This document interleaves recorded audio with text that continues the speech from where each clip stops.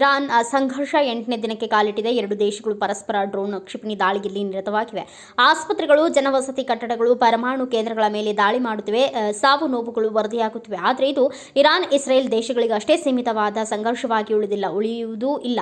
Israel ಬೆನ್ನಿಗೆ ಬಲಾಢ್ಯ America ನಿಂತಿದೆ. ಇದು ಸಹಜವಾಗಿಯೇ ರಷ್ಯಾ ಮತ್ತು ಚೀನಾದ ನಾಯಕರು ಇತ್ತ ಗಮನ ಹರಿಸುವಂತೆ, ನಮ್ಮ ಪಾತ್ರಗಳ ಕುರಿತು ಪ್ರತಿಕ್ರಿಯಿಸುವಂತೆ ಮಾಡಿದೆ. ಗುರುವಾರ ರಷ್ಯಾ ಅಧ್ಯಕ್ಷ ವ್ಲಾದಿಮಿರ್ ಪುಟಿನ್ ಮತ್ತು ಚೀನಾ ಅಧ್ಯಕ್ಷ ಕಿಸ್ ಜಿನ್ಪಿಂಗ್ 1 ಗಂಟೆ ಕಾಲ ಟೆಲಿಫೋನ್ ಸಂಭಾಷಣೆಯಲ್ಲಿ ನಿರತರಾಗಿ ಇರಾನ್ ಮೇಲೆ ಇಸ್ರೇಲ್ ನಡೆಸಿರುವ ದಾಳಿಯನ್ನು ಖಂಡಿಸಿದ್ದಾರೆ.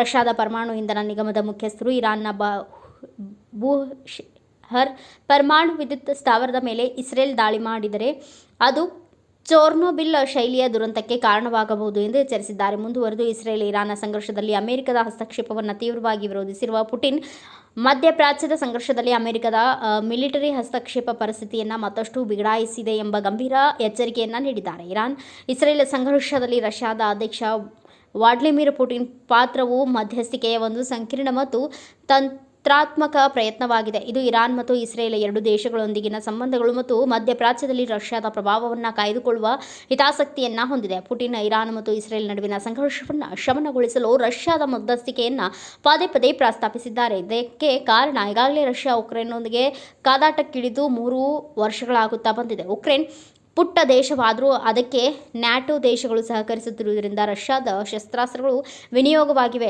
ಲೆಕ್ಕವಿಲ್ಲದಷ್ಟು ಸಾವು ನೋವುಗಳು ಸಂಭವಿಸಿವೆ. ಇದರಿಂದ ಪುಟಿನ್ ಯುದ್ಧವೆಂದಾಕ್ಷಣ ಅದು ಯಾವುದೇ ದೇಶಗಳ ನಡುವೆ ನಡೆದರೂ ಕೊಂಚ ಹಿಂದೇಟು ಹಾಕುತ್ತಿದ್ದಾರೆ. ಅದರಲ್ಲೂ ಇರಾನ್ ಮೇಲೆ ಇಸ್ರೇಲ್ ಮುಗಿಬಿದ್ದರೂ ಈ ಹೊತ್ತಿನಲ್ಲಿ ಪುಟಿನ್ ಇರಾನ್ ಪರ ನಿಂತಿದ್ದಾರೆ. ಅದಕ್ಕೆ ಕಾರಣ ರಷ್ಯಾದ ಗ್ಯಾಸ್ಪ್ರಾಮ್ನಂತಹ ಕಂಪನಿಗಳು ಇರಾನ್ನ ಇಂಧನ ಕ್ಷೇತ್ರಗಳಲ್ಲಿ ಹೂಡಿಕೆ ಮಾಡಿರುವುದು. 2011ರಲ್ಲಿ ಇರಾನ್ನ ಬುಷೆಹರ್ನಲ್ಲಿರುವ ಪರಮಾಣು ವಿದ್ಯುತ್ ಸ್ಥಾವರಕ್ಕೆ ರಷ್ಯಾ ಸಹಾಯ ಮಾಡಿದೆ. ಅಷ್ಟೇ ಅಲ್ಲ, ಹೆಚ್ಚುವರಿ 2 ಘಟಕಗಳನ್ನು ನಿರ್ಮಿಸಲು ಇರಾನ್ನೊಂದಿಗೆ ಒಪ್ಪಂದ ಮಾಡಿಕೊಳ್ಳಲಾಗಿದೆ. ಹಾಗೆಯೇ ಇರಾನ್ನ ಪರಮಾಣು ಕೇಂದ್ರಗಳಲ್ಲಿ, ವಿಶೇಷವಾಗಿ ಬುಷೆಹರ್ನಲ್ಲಿರುವ ಪರಮಾಣು ವಿದ್ಯುತ್ ಸ್ಥಾವರದಲ್ಲಿ ರಷ್ಯಾದ ತಂತ್ರಜ್ಞರು ಮತ್ತು ಪರಮಾಣು ತಜ್ಞರು ಕೆಲಸ ಮಾಡುತ್ತಿದ್ದಾರೆ.